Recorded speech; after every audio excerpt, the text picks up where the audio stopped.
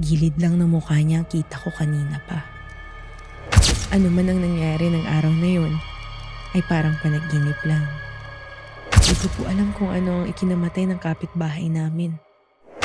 Sa puso ng Malolos, makikita ang isang tanyag na simbahan na mayaman sa kasaysayan. Ilang engkwentro at storya nang nasaksihan nito. Kilala ang simbahang ito bilang Baraswain Church. Hanggang sa kasalukuyan, ang Baraswain Church ay dinarayo pa rin ng mga relihiyosong tao at mga mananampalataya. Isa na rito ang estudyanteng Jean ang pangalan. Pero, mga tao nga lang ba talaga ang napupunta dito? Para sa isang simbahan na puno ng kasaysayan, imposibleng hindi ito nahahaluan ng mga taong napagdaanan na din ng kasaysayan. Kilalanin natin si Jean at ang kanyang karanasan sa Baraswain Church ng Malolos, Bulacan. Sa bawat sulok ng kasaysayan, may mga pangyayaring hindi na isulat sa mga aklat. Mga kwentong nanatili sa dilim, mga pangambang hindi mapawi, at mga panaghoy na hindi kailanman pinakinggan. Sa bawat pag-ikot ng panahon, may mga aninong patuloy na sumusunod. Mga paalala na hindi lahat ng nakaraan ay handa nang magpahinga.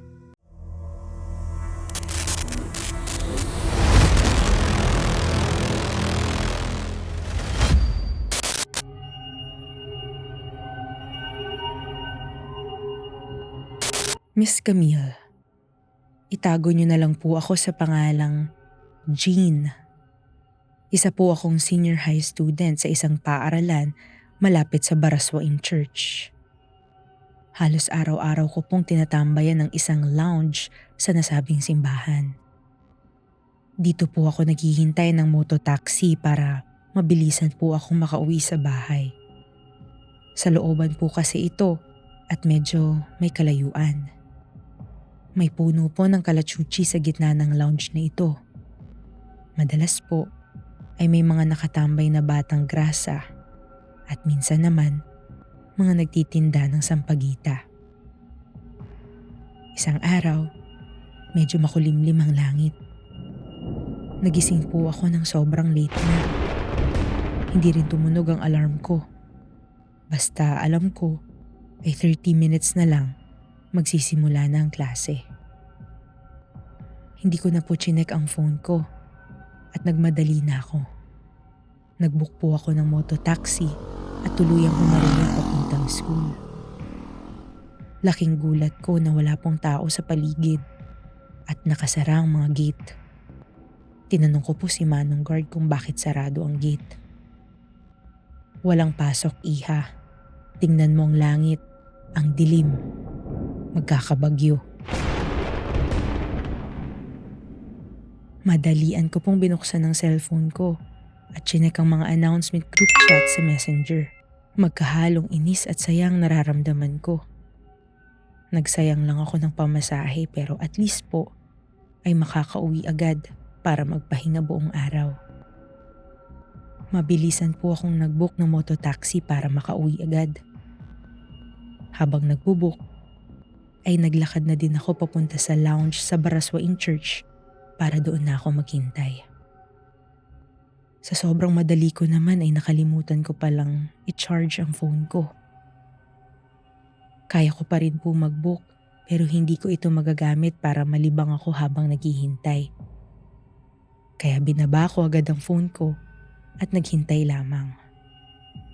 Alam ko pong magiging matagal ang paghihintay ko dala ng may bagyo at baka walang rider.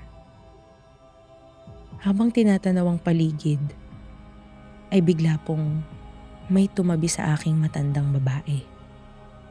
Nagpakilala po itong Basilia. Nag-hello lang po ako sa kanya at hindi na kumibo. Inaantok pa rin ang utak ko at hindi ko kaya makipag-usap sa kahit na sino. Gusto ko lang umuwi at mamahinga ulit. enjoyin ang walang pasok. Ano ang hinihintay mo, iha? Nagulat po ako at sumagot na lang. Rider po, Nay. Wala po kaming pasok kaya naghihintay na po ako ng sundo. Hindi po ako sinagot ng matanda. Nakaupo lang po siya doon. Gilid lang ng mukha niya ang kita ko kanina pa. Sa puntong ito medyo kinilabutan na po ako, Miss Camille. Napansin ko po kasi na walang ni isang tao na nasa Baraswain. Kami lang dalawa ng matanda. Mas dumidilim ng langit at lalong lumalakas ang hangin. Tiningnan ko po ulit ang phone ko at sa wakas, may rider na po ako. Mas lalong bumigat ang pakiramdam ko at nakasalalay sa bilis ng rider ang kasiguraduhang walang masamang mangyayari sa akin. Pero nahahaluan po ng awa ang aking nararamdaman dahil sa matandang babae na katabi ko at baka naman siyang walang mauuwian. Sampaguita, iha. Ay, okay lang po, Nay. Salamat po. Hindi ulit umimik ang matanda. Pagtingin ko sa kanya, nakataas ang kamay niya at nakaturo sa akin, hawak ang sampaguita. Di ko pa rin kita ang mukha niya. Tila meron siyang parang tinitingnan sa kalayuan. O sige po, Nay, isa po. Para lamang matapos ang interaction namin ay bumili na ako sa kanya. Ngunit, hindi pa rin ako inihimik ng matanda. Sa punto po ng paghihintay ko nito, ay sobrang bilis po ng tibok ng puso ko. Bakit di ako nililingon ng matandang to? Hindi ko pa alam ang itsura niya talaga. Bakit ang bihira ako lingunin nito? Ang daming tumatakbong tanong sa utak ko. Kaya't maya't maya ang tingin ko sa cellphone ko kung may usad na ba sa booking ko. Pero wala pa rin. Sumuko na po ako at nararamdaman ko na din kasi ang patak ng ulan sa ulo ko. Mabilisan po akong tumayo at naglakad papalayo. Pumasok po ako sa bandang museo ng simbahan. May mga naririnig na akong mga kwento tungkol sa simbahang ito pero araw-araw naman po akong nadadaan dito. At hindi naman po naging kakaibang pakiramdam ko. Lumakas po ng lumakas ang ulan at pati na rin ang tibok ng puso ko. Dito na nagsimula ang mga pangyayari na hindi ko inaasahang mararanasan ko pala. Kasing bilis ng yapak ko, ang bilis ng tibok ng puso ko. Pinipigilan kong lumingon sa matanda. Ang daming tumatakbo sa isip ko. Sumabay pa ang tunog ng isa pang yapak ng paa sa likod ko. Hinahabol ako nito. Higit sa takot kong gilitan ako ng tao na di ko kilala, ay pakiramdam ko'y minamaligno ako na hindi ko matuntun. Nang marinig ko ang yapak ng isa pang tao, ay mas binilisan ko pa ang paglalakad. Hindi kinaya ng curiosity ko ang mga pangyayari at lumingon po ako. Walang tao. Napabuntong hininga ako nang bigla po akong may naramdamang tumama sa likod ng paahan ko. Isang malaking kabayo. Ang nakasakay ay isang pari na may hawak na bolo. Sa likod ng kabayo, nakapasa ng katawan ng isang matandang babae na binabalutan ng mga sampagita ang katawan. Mga puting bulaklak na ngayon ay nalulunod sa malapot na dugo. Hindi ko maaninag ang mga mukha nila pero kitang-kita ko ang kanyang mga namumulang mata. Nang magtama ang aming mata,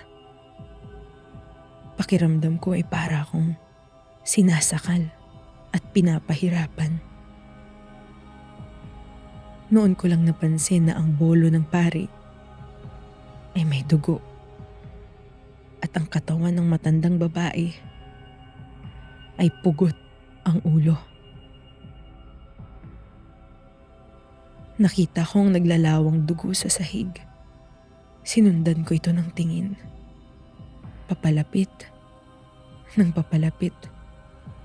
Hanggang sa napansin ko po, napapunta na ito sa aking mga paahan. Ang kaninang tumama pala sa paa ko ay ang ulo ng matandang babae na balot ng dugo.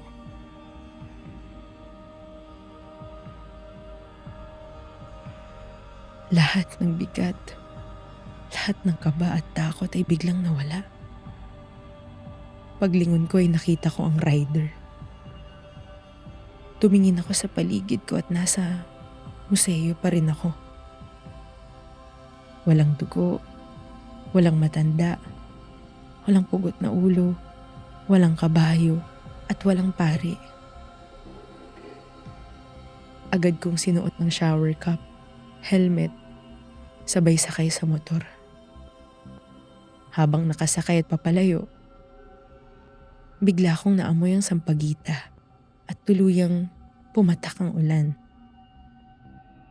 Wala pa ring laman ang kahabaan ng daan ng Barasoin Church.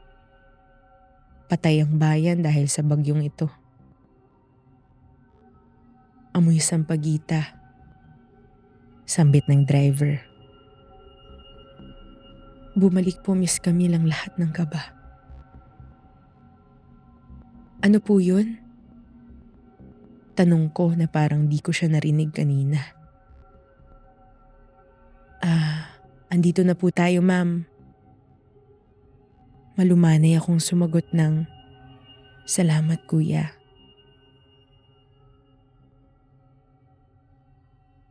Ano man ang nangyari ng araw na yon ay parang panaginip lang. Hanggang ngayon ay binibisita ko pa rin ang lugar na yon. Pilit na iniintindi kung anong kababalaghang naranasan ko doon.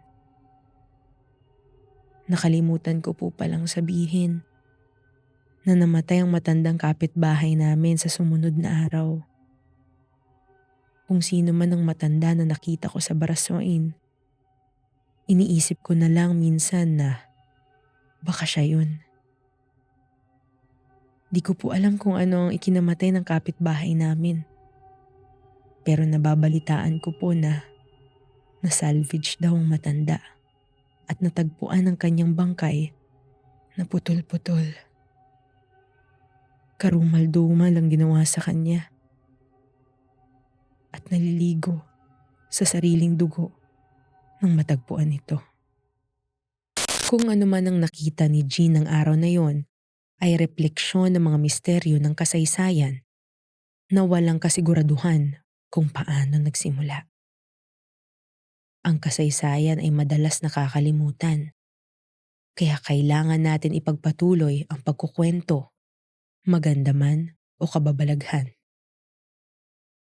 Sa pagwawakas ng ating kwento, malinaw na ang kwento ng nakaraan ay hindi kailanman tuluyang malilimutan. Hindi lamang ito binubuo ng mga nakasulat sa aklat, kundi ng mga panaghoy na naghihintay mapakinggan. Muli, ako si Camille Peng at ito ang Panaghoy, mga kwentong kababalaghang nakaukit sa kasaysayan.